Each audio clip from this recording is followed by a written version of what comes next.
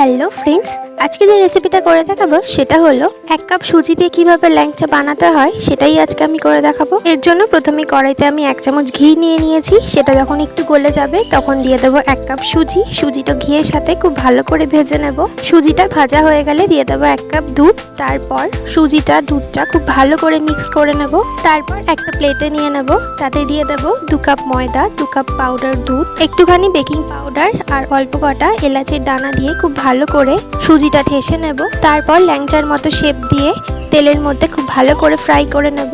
এর মধ্যে চিনি শিরাটাও রেডি করে নেব। কড়াইতে দিয়ে দেবো 1 কাপ জল, 1 কাপ চিনি আর এলাচ। মোটামুটি একটা পাতলা চিনি শিরা রেডি করলেই আমাদের মিষ্টি করলে খুব ভালো হবে। তারপর ভাজা ল্যাংচাগুলো একেবারে চিনি শিরায় দিয়ে 5 মিনিট ফুটিয়ে নিয়ে তারপর গ্যাসটা অফ করে 10 মিনিট রাখলেই আমাদের ল্যাংচা একদম রেডি। তাহলে রেসিপিটা ভালো লাগলে লাইক আর সাবস্ক্রাইব করে দিও।